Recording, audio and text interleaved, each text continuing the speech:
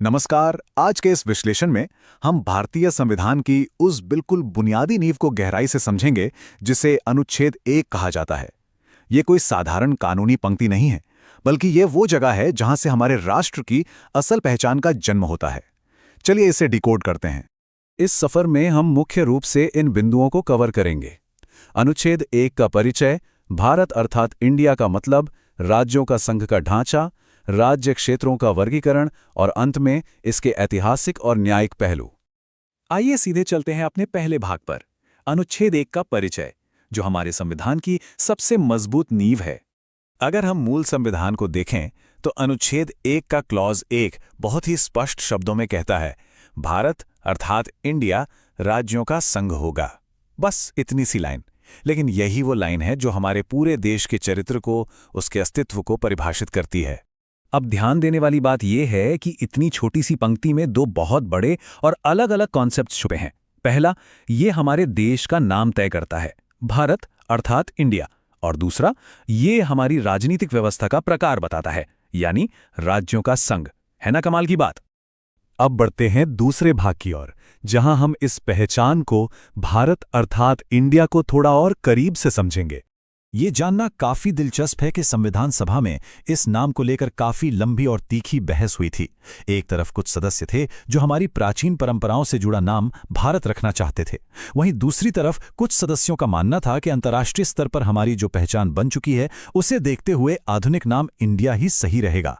तो इसका समाधान कैसे निकला? हमारी ड्राफ्टिंग कमेटी ने एक बहुत ही शानदार बीच का रास्ता निकाला। उन्होंने इंडिया दैट इज भारत, यानी भारत अर्थात इंडिया लिखकर एक ऐसा बेहतरीन संतुलन बनाया जिसमें हमारी प्राचीन सांस्कृतिक विरासत और हमारी आधुनिक अंतर्राष्ट्रीय पहचान दोनों ही एक साथ समा गई। अब आते हैं तीसरे भाग पर, जो बात करता है राज्यों के संघ की, यानी हमारे देश की राजनीतिक संरचना की। यहां एक बड़ा सवाल उठता है कि संविधान में फेडरेशन यानी परिसंघ के बजाय यूनियन यानी संघ शब्द क्यों चुना गया? Doctor B R. अम्बेडकर ने इसका बहुत ही सटीक कानूनी तर्क दिया था। उन्होंने स्पष्ट किया कि भारतीय संघ राज्यों के बीच हुए किसी समझौते का नतीजा नहीं है और इसीलिए किसी भी राज्य को इस संघ से अलग होने का यानी टूटकर बाहर जाने का कोई अधिकार नहीं है। ये एक अटूट हिस्सा है। इसी वजह से इसे विनाशी राज्यों का अविनाशी संघ भी कहा जाता है। इसे एक विशाल घर की तरह समझिए। इस घर की बाहरी दीवारें कभी नहीं टूट सकती, वो पूरी तरह पक्की हैं, लेकिन संसद के पास यह अधिकार है कि वो जरूरत पड़ने पर घर के अंदर के कमरों की दीवारें, मतलब राज्यों की सीमाएं या उनके नाम बदल सकती है। चलिए अब चौथे भाग की तरफ चलते हैं, जो हमारे देश के भौगोलिक राज्य क्षेत्र के वर्गीकरण को समझाता है। अगर हम भारतीय उपमहाद्वीप के इस विशाल नक्शे का देखें तो ये पूरा भौतिक विस्तार, इसकी नदियां, पहाड़ और इसके अंतर्गत आने वाले सभी क्षेत्र, ये सब हवा में तय नहीं किए गए हैं। इन सब की पूरी डिटेल संविधान की पहली अनुसूची में बहुत ही विस्तार से दर्ज है। और अनुच्छेद 1 इस पूरे भौगोलिक क्षेत्र को मुख्य रूप से 3 हिस्सों में बांटता है। पहला, राज्यों के राज्य क्षेत्र जो केंद्र के साथ सत्ता साझा करते हैं। दूसरा, केंद्र शासित प्रदेश जिन्हें सीधे केंद्र सरकार चलाती है।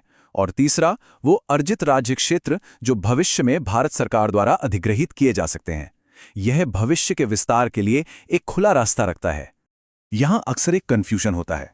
भारत का संघ और भारत का राज्य क्षेत्र, ये दोनों एक नहीं है। कानूनी भाषा में भारत के संघ में सिर्फ राज्य आते हैं, लेकिन भारत का राज्य क्षेत्र एक बहुत ही व्यापक, बहुत बड़ा शब्द है। इसमें राज्य तो आते ही हैं, साथ ही केंद्र शासित प्रदेश और भविष्य में शामिल होने वाले सभी क्षेत्र भी आ जाते हैं। अब आते हैं अपने आखिरी भाग पर, ऐतिहासिक और न्यायिक दृष्टिकोण। चलिए देखते हैं कि समय की कसौटी पर अनुच्छेद 1 को कैसे परखा गया। बीते दशकों में सुप्रीम कोर्ट के कई ऐतिहासिक फैसलों ने इस अनुच्छेद की ताकत को आकार दिया है।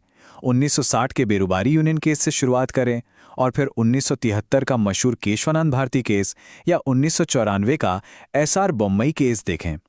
न्यायपालिका ने बार बार इस बुनियादी ढांचे का परीक्षण किया है और इसे सुरक्षित रखा है।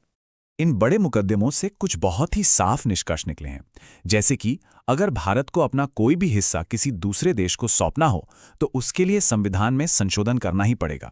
दूसरा, राज्यों के ऊपर केंद्र की सर्वोच्चता हमेशा बनी रहेगी। और सबसे अहम बात, अनुच्छेद 1 संविधान के मूल ढांचे यानी बेसिक स्ट्रक्चर का हिस्सा है, जिसे कोई हिला नहीं सकता। तो इस पूरे विश्लेषण के बाद ये बात वाकई सोचने पर मजबूर कर देती है कि कैसे सिर्फ एक अकेला वाक्य एक इतने बड़े उपमहाद्वीप की विशाल विविधता को एक अटूट और अविनाशी संघ में पिरो सकता है। ये हमारे संविधान निर्माताओं की दूरदर्शिता का ही कमाल है। आज के इस गहरे विश्लेषण का हिस्सा बनने के लिए बहुत बहुत धन्यवाद।